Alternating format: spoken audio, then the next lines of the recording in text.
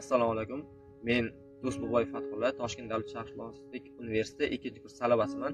Ushbu video raqam ta'riflaridan yakuniy nazorat uchun tayyorlandi. Biz Qashqadaryo viloyati Yakkabog' tumani Darxon qishlog'idamiz va Sartepa arxeologik yodgorligi haqida so'z yuritamiz. Bu sizdan Sartepa tarixiy yodgorligi haqida qisqacha bo'lsa ham ma'lumot so'ramoqchi edim. Shunga rozimisiz javob berishga? Roziman.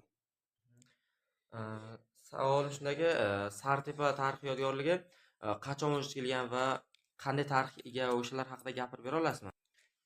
Tarixda o'qiyotgan bo'lsang, ma'lumki senga tepaliklarda vujudga kelishi ko'pincha ibtalilar davriga borib taqaladida, Qorovultepa qurilgan. Mana shu hisobdan Dodg'ishda bitta, Shovda bitta tepa qurilgan. Mana bu yerda Qizlartepa degan tepaligimiz bor. Ular mana shu Qorovultepa bo'lgan. Lekin Sariqtepa aslida o'zi tabiiy holdagi tepa bo'lgan. Sariqtepada qidiruv ishlarini olib bordi. Eng qiziq tomoni, millatdan oldingi 1500 yil, 1000 yil oldin mavjud bo'lgan Ko'shon podshohligida zabt etilgan tangalarni topdik biz yerdan. Undan keyin tepani ustida hovuz bor ekan, hovuz topildi. Yerdan yana bitta eng qiziq tomoni, ayrim manbalarga ko'ra ko'pchiliklar bu fikrda keksalar ham ana o'qigan, tasdiqlaydi. Mana bu yuqoridan tog' tomonidan, Hisor tog' tizmasini bo'laklari tomonidan shu Sariqtepaga suv olib kelingan deyilgan. Haqiqatda shu Ko'shon podshohligi davrida yasalgan quvurlarni bo'laklari topildi. Bir ikkita quvurni o'zi ham topildi. Keyin uni qozish ishlarini olib borgandan keyin, pastroqqa borgandan keyin yana bir tomonga qarab turib anavi ketgan. Quvur ketgan. Endi buni bir xil ma'lumotlarga ko'ra Mo'g'ullar bu Surxondaryoni, Qarshini juda osonlik bilan bosib olganda, Shahrisabzga kelgandan keyin juda qattiq qarshilikka uchragan. Keyin shunda Mo'g'ul lashkarboshlaridan bir o'g'li shu Shahrisabz qal'asini hokimini qizini bilan ikkovi bir-birini yoqtirib qoladi. Shunda Mo'g'ul lashkarboshisini o'g'li qizga savol beradi. Biz hayron qolyapmiz. Hayron qolganimiz shuki, xo'sh, g'alla zapaslaring 1 yil, 2 yilga yetishi mumkin.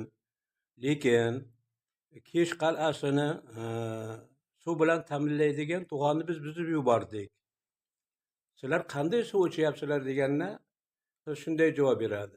Biz yuqori tomonda, Hisor tog' tomoni yo'nalishida ketaversang, bir Sariq Ajdar tepaligi degan tepalik bor. Shu yerda hovuz bor, shu hovuzga Tatar degan tomonlardan tog'dan quvur orqali suv kelgan. Shu suv Sariqtepaga tushadi, Sariqtepadan keyin bizni hovuzimizga kelib tushadi deydi. Haqiqatda mana shu Ko'shon podshohligi davrida bu yerga quvur orqali suv olib kelinganligini bir tomonlama isbotini majoziy ma'noda isbotlab ham beradi. Yana qiziq tomoniki shu, yana takror aytaman, shu Ko'shon podshohligi davrida zabt etilgan Rimdagi tangalar ham shu yerdan ancha-muncha topildi. Uni olib ketdi. Keyin boyagi Mo'g'ulga qiz shunday deydi: "Mani men sochimni kesib beraman senga. Shu tepalikka borasan-da. Tepalikdagi girdidagi xaslardan olib turib, sochimga bog'lab turib, suvga tashlaysan. Men senga ertasi kuni uchrashuvga chiqqan paytida sochim bilan birgalikda nimani hali hashakni olib chiqib qo'lingga beraman" dedi. Haqiqatdan Mo'g'ul lashkarboshining o'g'li bir to'da otliq askarlari bilan yo'lga chiqadi va Sariqtepaga yetib keladi. Tepani endi tepa oldin ancha tepani pastlari pastroq bo'lgan. Hozir ancha har xil anovlar bilan to'lib qoldi. Tabiiy proseslar natijasida bu ancha nima desam bo'ladi? Balandligini ancha 1 metr, 2 metrlarga yaqin yo'qotgan shekilli. Tepani ustiga chiqib turib, hovuz g'ildiragan tovush eshitadi. Yana yuqoriga chiqib borsa, haqiqatda hovuz bor, hovuzdan suv ketyapti. Keyin sochini bog'lab turib, xashakka bog'lab turib tashlaydi. Ertasi kuni uchrashuvga chiqqanda qiz qo'lidagi soch bilan xashakni Mo'g'ul lashkarboshisini qo'liga beradi. Shundan keyin kelishib turib bu sariq ajdar tepaligi deyilgan olinib, undan keyin suvni berkitgandan keyin aradan bir hafta o'tlar o'tmas kish qalasini barcha anavlar zobitlari nima desam bo'ladi, sarbonlari taslim bo'ladi, mo'g'ullarga bo'yin egadi. Mana shunday afsona bor endi. Bu Valiyeva opamizni ham fikri xuddi mana shu afsona bilan bog'liq bo'lgan holda shu yerga kelgan ekan. Endi bu opamiz ancha oldin vafot etib ketdi. Yaxshi arxeolog edi. Bu yerda ham bir qazishma ishlarini olib borgan. Endi shu nuqtai nazardan Sariqtepani kelib chiqishi mavjudligi endi shu Kushan podsholigi davrlariga borib taqalsa-da, lekin ketinga olib borilgan bir ikkita olimlar kelib turib bu yerda tekshirish ishlarini olib borishdi. Bu Sariqtepa Panga miloddan ketingi 7-asrdan boshlab turib mavjud bo'lgan, aniqlangan degan xulosaga kelishgan. Tepani oldida bir tarixiy yodgorlikka o'xshagan narsa o'rnatib qo'yilibdi.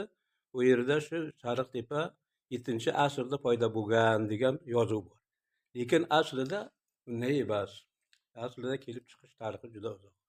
Kelib chiqish tarixi. Chunki yana bir qiziq tomoni, shu yerdan bir ko'za topildi. Ko'zani opa olib ketdi-da, restavratsiya qilib turib, ko'zani restavratsiya qilingan qismini bizga o'zi olib qolibdi, yana bizlarga maketini tayyorlab berdi. Mana shu ko'zani Ulug'bek maktabiga tarix muzeyini tashkil etgan edik biz. Shu tarix muzeysiga olib borib qo'ydik. Lekin bu o'quvchilarimizni bolalari ehtiyotsizlik qilib turib, ko'zani tushirib yuborib, sindirib yubordi. Endi mana shu ko'zani hamda opani fikri bo'yicha shu milatdan oldingi 1300-yillarga borib turib taqaladi tarixi deydi. Yasalishi. Mana shunday narsalar bor. Endi yana bir tomoni borki, bu yerda har yili oltin izlagishlar keladi. Shu atrofini, girdilarini, o'zlarini maxsus apparati bilan tekshirishib yurishadi. Bir xillar. Endi men o'zimni ko'zim bilan ko'rmaganman-ku. Bundan bir 5 yil, 6 yil oldin ancha oltin topib olgan degan manbalar bor. Endi hozir ham kelib turib tekshirishadi, lekin hozir bu Sariqtepa tabiat muhofazasiga olingan. Uni ustiga ekinlar ekish mumkin emas. Chunki moddiy yodgorliklarga qo'shilganda. Rahmat bu sizga ma'lumotlar uchun. Sariqtepa yodgorligi Qashqadaryo viloyati Yakkabog' tumanidagi Uvat va Darxon qishloqlari orasida joylashgan arxeologik yodgorlik hisoblanadi. Bu yodgorlik davlat muhofazasiga olingunga qadar tashlandiq bir hudud sifatida qaralgan. Bu yodgorlik axlat uyumlari yig'iladigan joy ham bo'lib qoldi. Hozirgi kunda ham ba'zi bir insonlar uydan chiqadigan axlat buyumlarini shu yerga olib kelib tashlaydilar. Bundan 6 yil oldin bu yerda arxeologik tadqiqotlar o'tkazildi va bu tepalik arxeologik joy ekanligi aniqlandi va bu tepalik milodiy 1-3 asrlarga oid ekanligi aniqlandi. Shundan buyon bu tepalik davlat muhofazasiga olingan va hozirda bu yerdan hech kim noqonuniy foydalana olmaydigan bo'ldi. Sariqtepa yodgorligida turli davrlarda turlicha ishlar amalga oshirilgan. Ba'zi fermerlar bu yerdan omborxona vazifasida foydalanishgan. Bu yer SSSR davrida turli maqsadlar yo'lida foydalanilgan. Ya'ni 2-jahon urushi tugagandan so'ng shu yerda yashovchi aholining armiya yoshiga yetgan yigitlarni armiyaga olib ketishgan. Bu joy esa shu davrda armiyaga ketganlarga posyolka va xat yuboradigan joy vazifasini ham bajargan. Bundan tashqari bu yerda shu davrda omborxona, bog'cha va dispetcherlik punktlari ham faoliyat yuritgan. Bu yerda bog'chalar qurilishining asosiy sababi erkaklar armiyaga olib ketilgandan so'ng barcha dala ishlari ayollar zimmasiga tushadi va shu davrda onalar bolalarni shu bog'chalarda qoldirib o'zlari dala ishlarini qilishgan.